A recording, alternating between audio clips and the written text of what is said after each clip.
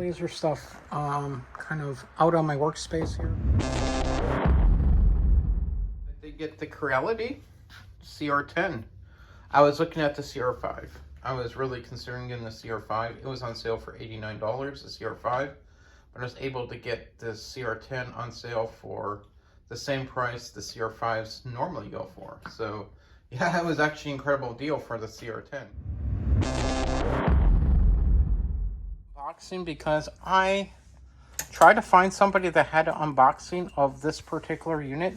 This is the one that's the cheaper one, the version 1 they call it, and it doesn't say what comes in the package. Like, it doesn't say it came with an air assist hose, but it does. Look, you have a hose. Now, I think it's a 3-inch hose. It comes with the big tent here. It looks like, no, there's supposed to be a light in here. I don't know where that is. But this is, looks like the fan. What this is here. It's a thing to hold the tube on. It's a little adapter plate. There should be other things in here, like a light and stuff. Well, here's everything else underneath here. Look at outlets, so we can literally use this. But it's an LED light, and then these are the poles with the things that hold it together. Hey guys, so that's the size of the box they sent me for the first Honeycomb that I ordered. I ordered a 400 millimeter. I thought that'd be more than enough here for this 400 by 415. And they sent me a 300 millimeter squared.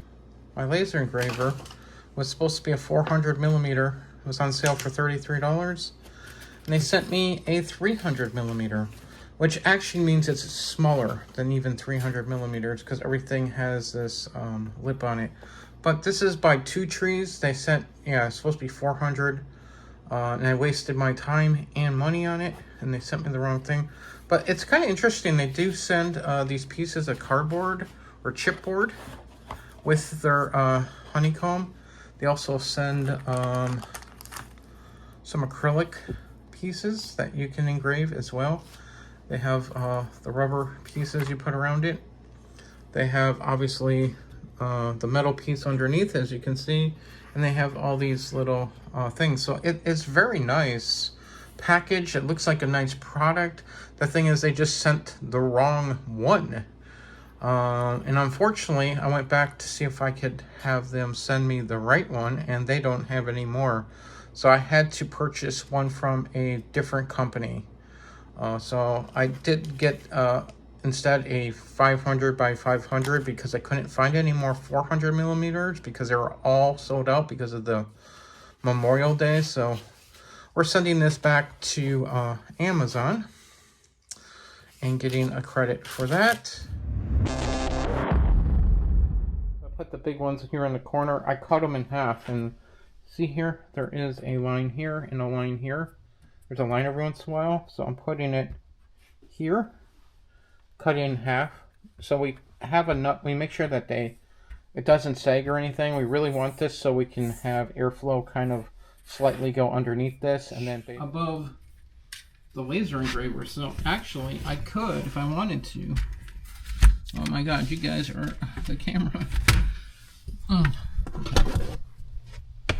And this is really hard to do. One leg. Can we get it in there? Hopefully. Yeah, it looks like we can. And we still got to get the laser head out here. See, we got plenty of room for the Creality Falcon CR10. So this is the laser right here, the 10 watt. Let's see, can you see it? I'll try to open it up here on camera. There's all the magic. There you go, guys. That's the 10 watt. Right here is the lens. Now when we do the air assist, we got to take that part off. We got it on there. I just want to tighten it down a little bit here. The rear has those gadgets there. Okay. Oh, looks like we're in there, are we? Okay, I guess we are connected. Hey guys, so I got the little fan on, and it looked like I couldn't get this pipe on. It looked like it was going to fit, And what you got to do is you got to go to the edge of this, and you got to play it at the edge and get it nice and flat here, and it will go on. And you got to make sure you get your little worm pipe clamp thing, and you put that on as well. But it will go on. At first, it did not look like it'd go on, but see, it does. Go. So that's it. That is my laser engraver, and that's the Sky Enclosure. Altogether, everything that I'm going to show you costs $200. That's the laser engraver, the honeycomb, the metal plate underneath the honeycomb, which you can't see, the exterior thing. Now, to hook this up to a Mac or Windows, it does require a USB-C to USB-A data cable. See that little picture on the cable? You need that. And then a USB-A to C adapter. Okay, that's for Mac and Windows. You can see that there's nice pockets on the side. I have the little things that hold the pieces in the honeycomb. Yep. You can see that this is what the extraction looks like. Now, we want to keep it closed. I see some people saying they want to put fresh air in there. You don't have to. This works like a vacuum. So when the extraction works, it works like a vacuum. And the bag will go in, and it works really good. One thing I do want to tell you, the glasses that come with all these diode lasers, these are not the correct glasses. They are not at the correct nanometers you need. You need sort of a reddish, yellowish tinted glasses. So buy yourself some certified glasses. What you're looking for are 190 to 490 nanometers. They're sort of a reddish orange color. So that's not what you want. Let me unzip this for you. So you can see the interior. Right now you're looking through that yellowish orange thing. That's a protective layer. The kind of glasses you'll get will actually have about this tint on them. You can see here, they even went a little bit darker in the tint, but this is attached to this. This is safe. This is a safe color. If it was green, it would not be. It's magnetic, by the way. So you can see the magnets, boom. I currently do not have the air assist for this. It was back ordered by a few weeks. I've been notified today that it is shipped, and it should be coming next week. So the air assist is finally going to be here. So we can take a look at this right here. This is an engraving test that I did. See how it's like this dark, sort of like milky color, that sort of burnt color all the way around there? That's because we didn't have an air assist on there. So I still did an engraving test, but it causes sort of like a little bit of yellowing or browning there. Yeah, that's because there's no air assist. We will be getting that next week and finally installing it, and they'll make it so that all that will go away. So yeah, that's a few tests that we did there. You can see how these things work on the honeycomb. You want to go all the way around your thing, keep it nice and flat. This right here is just a 2mm piece of basswood. I have a bunch of basswood, guys. I have very nice enclosure. See, there's even a light in there. So it's really good because we can see inside. This machine here allows you to either use it with a computer or smart media. This machine works really good. This is a manual focus machine. So we have a little thing here that helps us focus. As you can see, we can do engraving and cutting 1 to 3, or cutting of 4 to 6 or 6 and above. I've only tried up to 6mm and it works great for me. It really does. What else do I need to tell you? Not very much right there, do I? This is what this side looks like. The fan and the light are USB 5V. Yes, I'm currently using a USB fan that is a 50 CFM fan.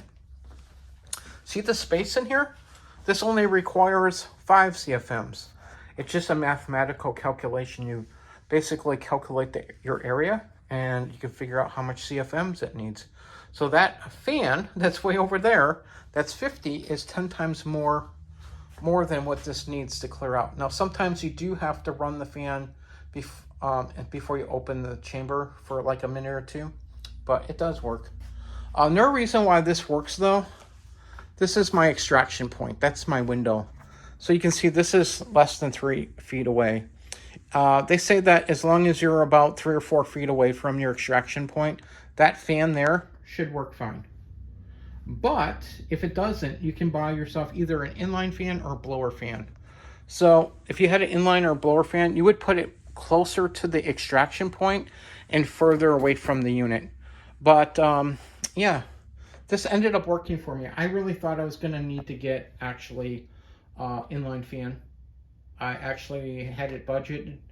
Inline fans on sale go between 20 and 40 bucks. You don't really need a very high-end one, but I didn't need to get it, so we didn't. Okay, and then lastly, I added this. This is it's meant for a dryer or air conditioning vent, and it goes in my window. And I'll show you some pictures of that. It also came with this 4-inch pipe here, and the machine itself comes with a 3-inch pipe. So I got a 3 to 4-inch pipe adapter. I got it at Amazon, it was $4. That thing here comes with a lot of these pipe clamps. Now, one of the pipe clamps come with this, but I didn't like the pipe clamp that came with it, so I actually had to get a different one. This is a different pipe clamp than what it came with. Special to actually work with our enclosure. So I had to get this special. Let's see, it says right here. I want to make sure that you see what we actually had to get. It's a 90 to 110. So you can see, I had to make that really small. A lot of them don't go to this size. Now, it usually just use a screw, right? A screwdriver, but you can also use a screw gun. You can make it go faster. For the thing for the window, it comes with this sort of tape, so it can go over the edge, so that there's like going to be a little bit of air at the edge. Well, because of this goes over, it basically works so that it doesn't come back through. When you open your window, smoke can come back through the window. So I ended up getting some of this foam, and I cut like a piece like this, and this goes so when you open the window, the smoke doesn't come back in. I stuffed this between the window and the thing. Hopefully I have a picture to show you, but it helps to keep the smoke outside, so it doesn't come back in on a windy day. There's nothing really special about this. It does have that little grate over it, and I have a screen over the window, so I don't have to worry about bugs coming in. It works pretty good as a temporary setup. During the winter time, we are going to be using a fume extractor. I have basically 3 or 4 of them I'm looking at, and so during the winter time, we can't use this room because it's going to be like 20 or 30 below zero in here. It's going to be way too cold. The laser won't function in that temperature. So, during the winter, we're going to basically still use everything you see here, but we're going to move it to a different location, and we're going to get a fume extractor. So we're probably going to get a really fancy one. Now, the only thing, this area right here, it smells like a campfire. It smells like burnt wood. I haven't found a way to get rid of that smell. The smell is always there. I mean, my family's like, can even smell it on my clothes when I come home from the shop. They're like, man, you smell. I mean, because you smell like you're literally at a campfire. You really do. That's what it smells like when you burn. Look, because you're burning and etching into the wood. I mean, that's all burnt in there. Now, when we get that air assist, it's going to help us a little bit, but we definitely are going to have to find some solution to reduce the smell. And I haven't found one yet. Now, I know some of the fume extractors will help do that, but right now, I'm still getting the smell inside. But here's the interesting thing is, if I close this up, and I zip this up, that bad odor, that bad smell from the interior of this enclosure, it kind of goes away. Yeah, it's trapped into the interior of that. So somebody said I should try these little carbon, they have these carbon filters, very similar to like fume extractors have carbon filters, where you can get them sort of like a bean bag, and you can put them inside, like, so if you went camping, right, and you got the big campfire smell inside your tent, you can put these things inside your tent and it gets rid of the smell, about 96-97% of the smell. So I'm going to get some of those and put them inside here and see if it kind of at least reduces the smell a little bit. Okay, so we're going to do our little keychain. I already framed it. Should work good. Oh, I forgot to turn off my email. We'll turn on our fan. The fan is connected. We're gonna do this little keychain. It should be like 5 or 10 minutes. We might try to hook up the design software as well. So there's our graphic on screen. Glasses on. We are filming basically to see how much smoke we're also going to get out of this, because it has a significant engraving on there, but we're only at 40% power with the engraving. It seems so far we don't have too much smoke in there. It's already created the lawnmower text. Now we're going to do a fill engraving, so I'm assuming fill engraving should produce a significant amount of smoke. And I'm not seeing too much smoke, guys. Now when it cuts it, I'm sure it's going to have some smoke, but yeah, right now it's doing pretty well. I do have some. Now it's going to go for cutting. I'm going to do it from top down. I don't want us to be looking at the laser. I just want to do a top down so you can see what it's doing. It already did the little circle. Hopefully it cut that out. It should, because we've done a cut at 350 before at single pass, and it's cut through this, so it should do fine, because you can see over there we did a single pass at 200, 300, and 400 and cut fine. There you go. There, that's our thing. Okay guys, so all the tests so far from the Creality Design Space has worked perfectly. Here's our little lawnmower keychain. Has a fill engrave on it. I think it turned out pretty nice. You can see the fill engrave did have a little bit of burning going. That's because we don't have that air assist yet. I still think it turned out absolutely awesome. Our little fill engrave of the lawnmower. We used this text font. Probably should have gone with a more solid text font. I just wanted to play with it a little bit. And then here's our thing for the... Guys, the deer is right behind here. I think it sees me and it's kind of scared because it sees that I'm back here. See? See the deer? It's over there. I think it sees us through the window. See, there it goes. There goes the deer. Now, the deer was with the fawn, so I don't know where the fawn is. Closed up for next time. I left actually the engraving test in there. I didn't want to bring that inside because I brought some of the other tests inside my home, and my God, the whole home smells like a campfire. So we're just going to keep it out here.